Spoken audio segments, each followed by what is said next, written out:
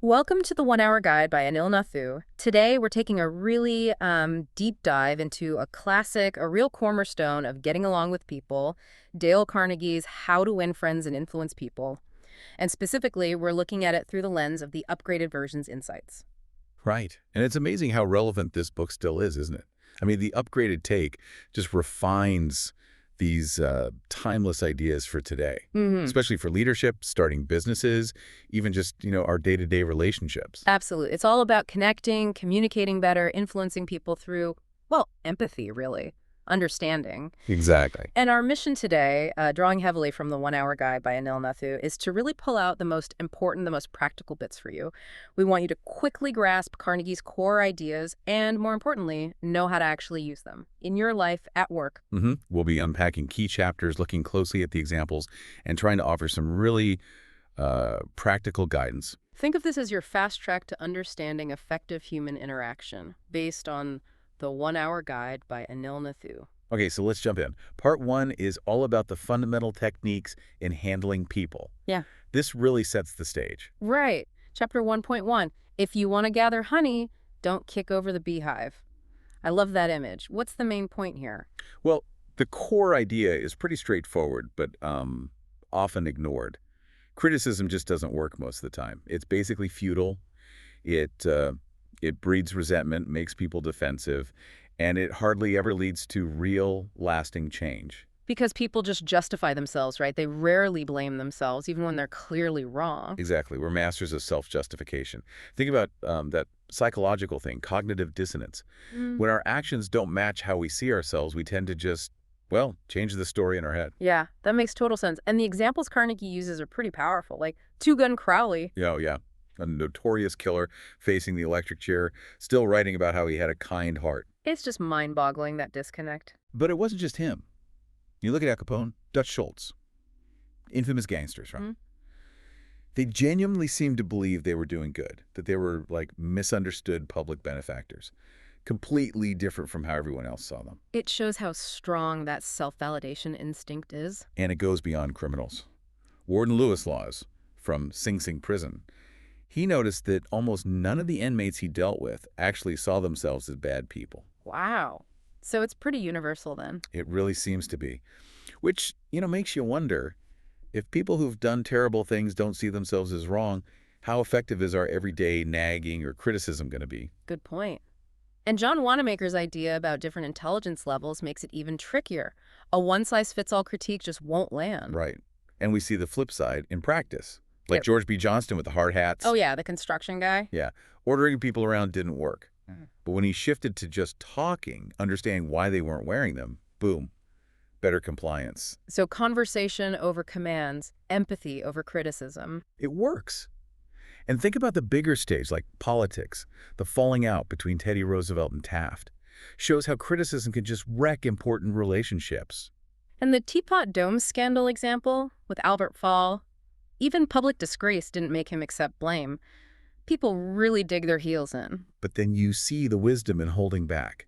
Lincoln's famous letter to General Meade after Gettysburg. The one he never sent. Exactly, full of sharp criticism. But he paused, thought better of it. Imagine the damage that could have done if he'd mailed it. Shows incredible restraint and understanding of people. It really does. Or Mark Twain writing all those angry letters. And his wife stopping him from sending them. Thank goodness for her. Right. Makes you think how many relationships are saved by just taking a breath before hitting send or speaking out in anger. Definitely. But criticism can do lasting damage too, like with Richard Harding Davis and that harsh reply. Resentment can linger. It really can. But Carnegie also shows the positive side. What happens when you choose understanding instead? Like Bob Hoover, the pilot. Yeah. The mechanic makes this huge, dangerous mistake with the fuel. Instead of firing him, Hoover forgives him and asks him to service his plane again. Wow, that takes guts. But I bet it created incredible loyalty. You'd think so, right? Way more effective than chewing him out. It fosters responsibility, not just fear. And Evangeline Booth listening compassionately to Soapy Smith, the outlaw. It's fascinating. Just listening, trying to understand, seemed to actually influence this notorious figure. Shows the power of connection over judgment. And that piece, Father Forgets, so poignant. The father realizing how harsh he's been and wanting to change. Hits home. It really does. It reminds us of the weight our words carry. So, boiling this all down, what's the practical advice? How do we actually stop kicking the beehive? Okay, first step, pause. Before you criticize, just stop. Try to genuinely see it from their angle. Think about how you feel when criticized.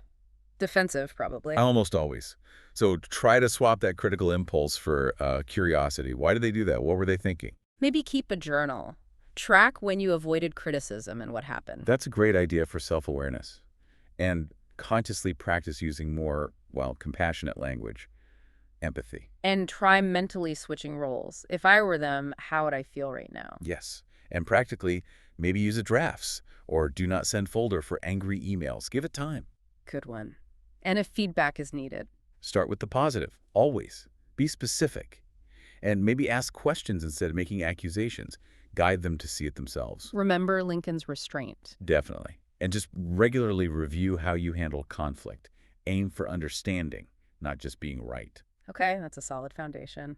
Let's move to chapter 1.2, The Big Secret of Dealing with People. Sounds intriguing. It is. And the secret, according to Carnegie, is simple but profound. Yeah. The only way to get someone to do anything is to make them want to do it. So it's not about forcing or tricking them. Not at all. Yeah. It taps into that deep, fundamental human need we all have, the desire to feel important, to be appreciated. That makes sense. We all crave feeling valued. And he brings in big names to back this up, right? Freud, Dewey. Yeah, they both highlighted this deep psychological drive for significance. It's not just vanity, it's core to our motivation. And the example of Carnegie's own father. With the prize ribbons for his livestock, yeah. The animals didn't care, but he felt immense pride and importance. It shows how much we need that external validation. And it drives famous people too, right? Lincoln, Dickens, Rockefeller, fueled by that desire for greatness, for importance. Absolutely. But it can also manifest negatively. Think about young criminals seeking notoriety. Like fame, even if it's bad fame. Exactly. It's a twisted way of trying to fulfill that same need for significance, for recognition. And historical figures chasing titles and honors, Washington, Columbus, Catherine the Great. It wasn't just about power. Those titles symbolized importance, legacy, being remembered. It's deeply human. Even in personal relationships, like Miss McKinley needing constant attention, it shows how intense that craving can be. It really does. But the flip side is the power you have when you can fulfill that need in others constructively. Like Charles Schwab getting paid $1 million a year, not for technical skills, but for encouraging people. Incredible, isn't it? It shows how valuable that ability to appreciate and inspire truly is. Maybe more valuable than technical know-how in some roles. And Andrew Carnegie himself practiced it, right? Praising his team publicly. Smart leadership. And Rockefeller praising Edward Bedford, even after a business failure. That builds loyalty and encourages future effort way more than blame would. Okay, so how do we apply this big secret day to day?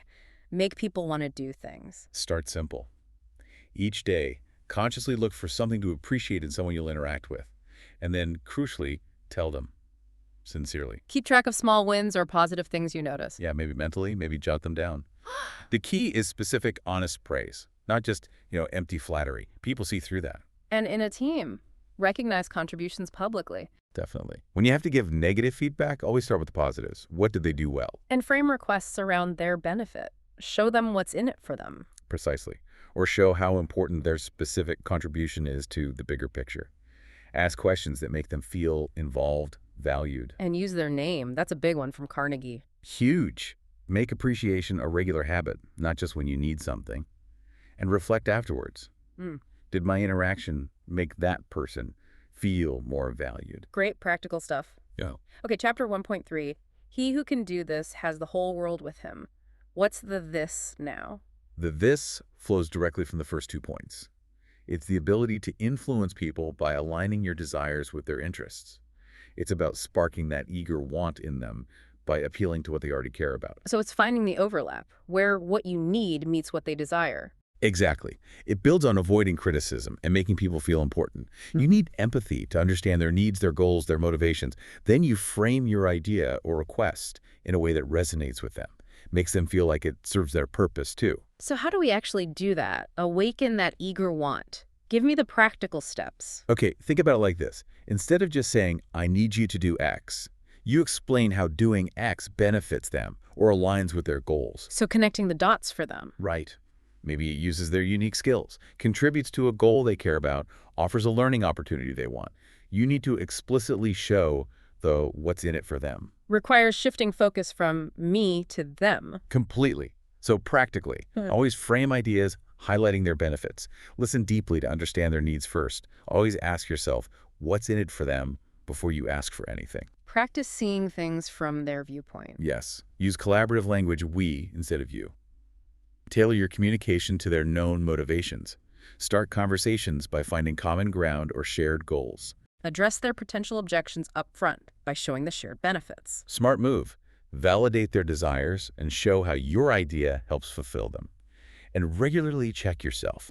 Is my communication truly appealing to their wants? Powerful stuff.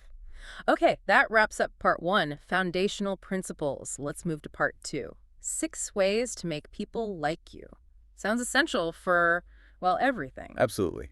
And the first way, chapter 2.1, is simple but profound. Do this and you'll be welcome anywhere. And this. Become genuinely interested in other people. Interesting. You'd think to be liked, you have to be super interesting. That's the common assumption. But Carnegie flips it. People are mostly interested in themselves. So if you show genuine interest in them, they naturally feel good, feel valued, and they tend to like you more. The dog analogy works so well here. A dog's just purely thrilled to see you. Exactly, that unreserved enthusiasm. Carnegie even mentions his own dog, Tippy, greeting him joyfully. It's that authentic interest. And that phone company study, finding I is the most used word, tells you where our focus usually is. Right, on ourselves. So shifting that focus outward is key. Okay, so how do we cultivate genuine interest? It's got to be more than just asking, how are you? Right? Oh, definitely. It's about conscious effort. Make it a daily habit. Yeah. Ask sincere questions about them, their thoughts, experiences, passions, and then really listen. Without jumping in with your own story? Crucial point. Resist that urge. In social settings, actively try to discover what someone's passionate about and explore that with them. Give them your full attention. That's often the biggest gift. Challenge yourself to ask more, tell less. Good way to put it. Before talking to someone, maybe think, what am I curious about regarding them?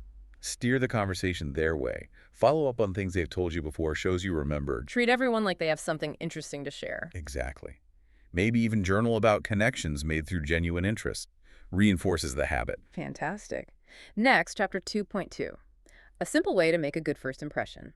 And the secret is a smile. A smile, but crucially, a sincere one. Carnegie stresses authenticity. A fake smile can backfire, but a genuine smile. It just broadcasts friendliness, warmth, acceptance, makes you instantly more approachable. And Charles Schwab, the $1 million guy, credited his smile partly for his success. That's quite an endorsement. It is. He knew likability was huge.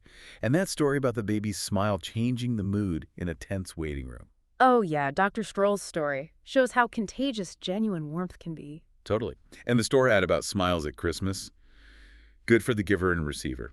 Mutual benefit. Professor McConnell saying smiling people are better leaders, teachers, parents. Suggests a real link between that outward expression and effectiveness and that hiring manager choosing friendliness over just qualifications. Happens all the time. Personality counts. So how do we make sure we're using our smiles effectively and genuinely? Well, maybe start the day smiling at yourself. Cheesy, but sets a tone. Make eye contact and smile when you greet people. Seriously, try smiling before you even answer the phone that comes through in your voice. Use it to ease tense moments. Can work wonders. Think positive thoughts to make the smile natural. Focus on things that bring you actual joy. Observe how people react. It's reinforcing. Even try to add warmth to emails, like a written smile. Nice idea. Remember, your smile might be the highlight of someone's day.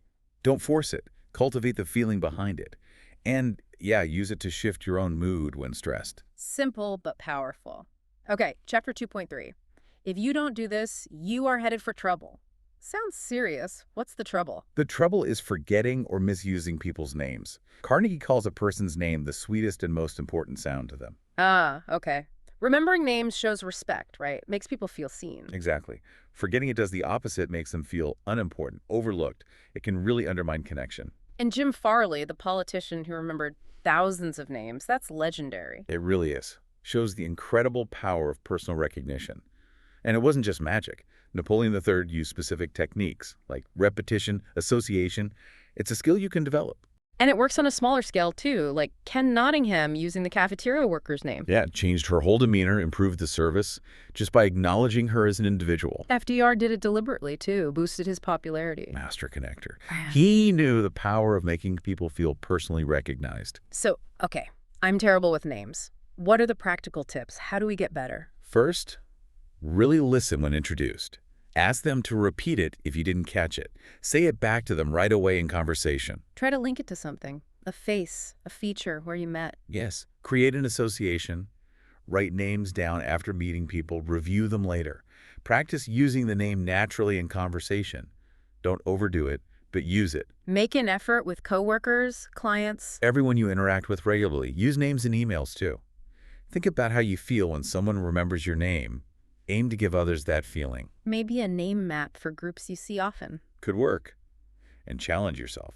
Learn one new name today. Small steps build the skill. Excellent. Chapter 2.4. An easy way to become a good conversationalist. Everyone wants this. And the easy way might be surprising. It's not about being the best talker. It's about being the best listener. So encourage others to talk about themselves. Precisely. People love talking about their interests, their experiences. When you genuinely listen and draw them out, they feel great, and you come across as a fantastic conversationalist, even if you barely said anything about yourself. Like that bridge party story, where the woman talked for ages about her trip just because Carnegie listened. Exactly. He asked good questions, showed interest. She did all the talking, but he was remembered as the great conversationalist. And the dinner party with the botanist, same idea. Listening attentively made him seem stimulating. Yeah. Good listening is often perceived as intelligence and engagement. Okay, so how do we become better listeners? What are the techniques? Ask open-ended questions, ones that need more than a yes or no. Practice active listening.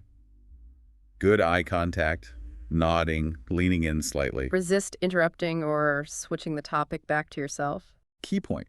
Try reflecting back what they said. So, if I understand correctly, you felt. Shows you're engaged. Use little encouragers. Uh-huh. Tell me more. Wow. Pay attention to emotions, too, not just words. Yes, and respond with empathy. Get rid of distractions. Phone away. Give them your full attention. Mentally note topics they enjoy. Review conversations later. What did I learn about them? And generally, try to speak less than the other person. Great advice.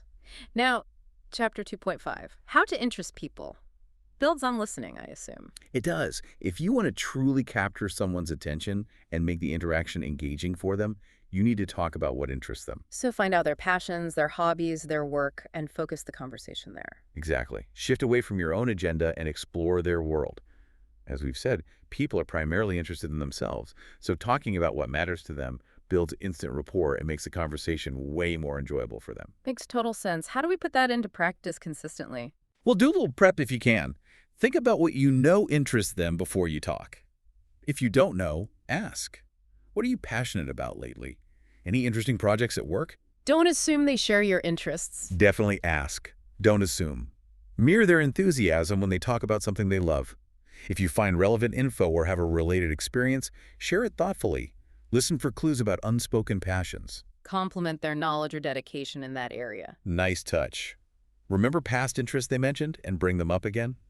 And frame your own ideas or requests in terms of their priorities or interests. Show the connection. Make it relevant to them. Okay, last one in this section, chapter 2.6. How to make people like you instantly. Sounds like magic. Maybe not instantly, but it's powerful. The core idea is make people feel important and do it sincerely. Sincerity is key again. Absolutely. Fake appreciation is worse than none. But genuine respect and making someone feel valued, that earns trust and admiration fast. Like George Eastman connecting with James Adamson by sharing his hobby. Treating him as an equal despite the status difference. Perfect example. Vulnerability, genuine interest, respect that builds connection quickly. And Dorothy Dix's story about the bigamist. He charmed women just by talking about them. Yep. Focused all the attention on them, made them feel like the center of the universe, shows the power of validation. And Disraeli's quote, "Talk to a man about himself and he will listen for hours," hits the nail on the head. So practical ways to make people feel important, sincerely. Actively look for something admirable in everyone and mention it, genuinely. Speak with warmth and respect, especially to people who might feel overlooked. Use affirming language, encourage their contributions, highlight their strengths. Focus on real recognition, not flattery. Right. Practice humility yourself. Listen more. Offer praise publicly when it's appropriate and deserved. Remember small details they share about themselves. Personalize your appreciation. And, just try to leave people feeling a bit better, a bit more valued after you've interacted with them. Fantastic. Okay, we've covered making connections. Let's move to part 3. How to win people to your way of thinking. This is about influence persuasion. Right. And it starts, maybe surprisingly, with chapter 3.1. You can't win an argument. Strong statement. Why can't you win, even if you're right? Because, as Carnegie argues, even if you win logically, you usually lose relationally.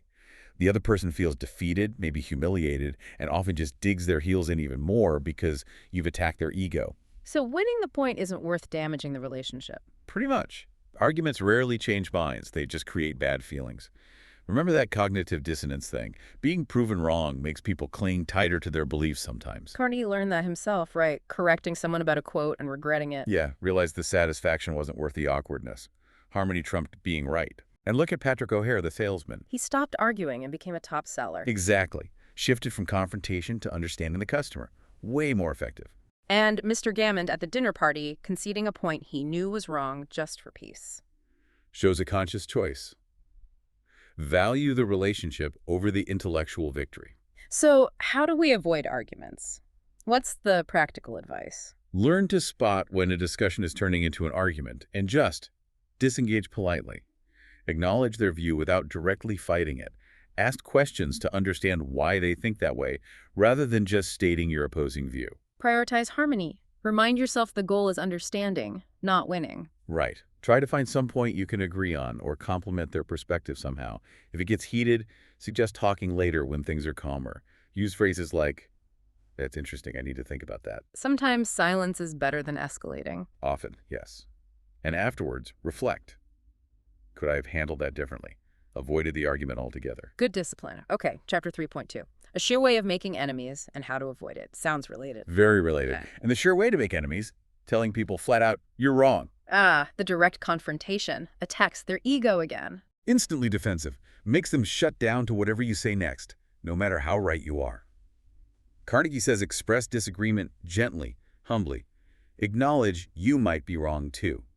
Like Teddy Roosevelt admitting he was only right 75% of the time, shows humility. Makes them seem reasonable, approachable. And Carnegie points to Socrates, Galileo, Chesterfield, all understood guiding people gently, not just correcting them bluntly. Pope's verse about teaching subtly. And Carnegie's own go-to phrase, "I may be wrong, let's examine the facts." Perfect model. It's collaborative, not confrontational. So practical steps to avoid the "you're wrong" trap? Start using phrases like, "I could be wrong, but," or "from my perspective." Definitely avoid the words, "you're wrong." Watch your tone and body language, keep it open, curious, not judgmental. Frame it as exploring ideas together. Yes. Express curiosity about their reasoning. Listen fully before responding. Genuinely accept you might not be right all the time. Reframe contradictions as learning moments. Memorize and use that Carnegie phrase. Let's examine the facts together. And keep your cool. Fosters collaboration, not conflict. Okay, chapter 3.3 is direct. If you're wrong, admit it. No beating around the bush there. And it's surprisingly effective. Admitting your mistake quickly, emphatically, it disarms people, reduces their defensiveness, builds respect for your honesty. Shows confidence, not weakness. Exactly. Like Bruce Harvey taking the blame repeatedly, even if it's not entirely his fault, just to diffuse the boss's anger. Worked like a charm, right? It did. And that story of the Chinese father admitting his error to reconcile with his son shows the power of humility in relationships. Elbert Hubbard turning critics into friends by just agreeing with them openly. Disarming. So how do we admit fault effectively? Do it fast, as soon as you realize it. Use clear, sincere language, no excuses, no blaming others. Take full responsibility. See it as a learning opportunity. Yes. Practice humility, especially with loved ones. Swap excuses for accountability. Use the apology to start talking about fixing it, preventing it next time. Try to be the first to admit fault in a conflict.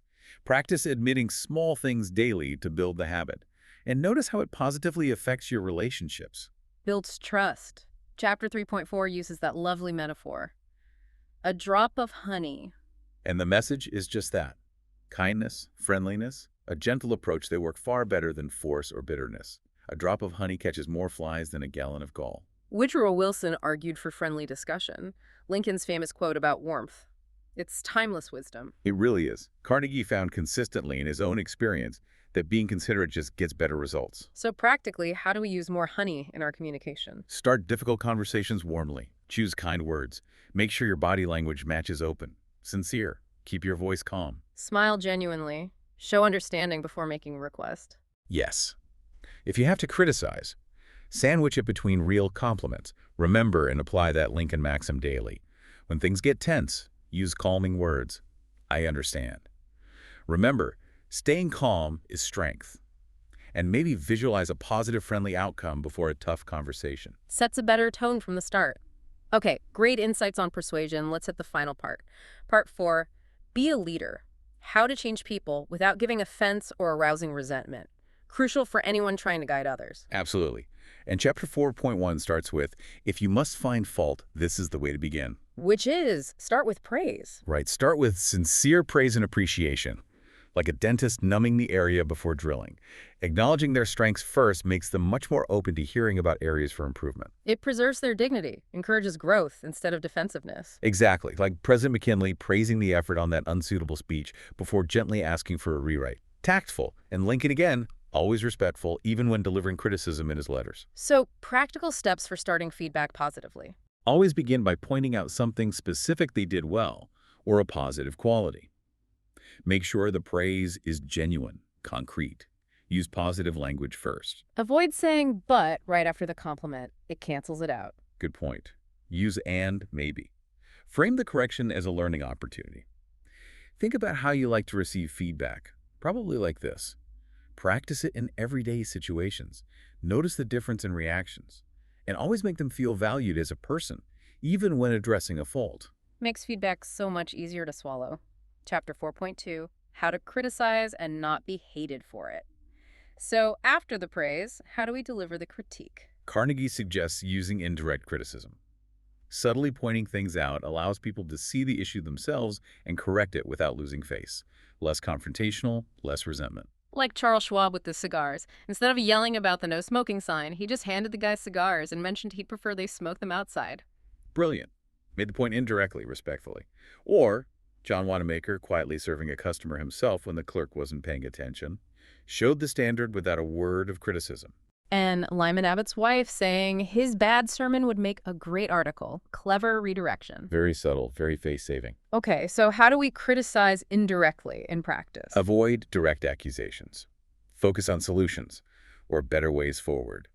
Use gestures, stories, examples to show the better way. Let them discover the mistake if possible, maybe through questions. Replace but with and you did this well and thinking about next time. Yes. Model the behavior you want. Praise improvements before mentioning remaining errors. Ask guiding questions. What do you think might happen if?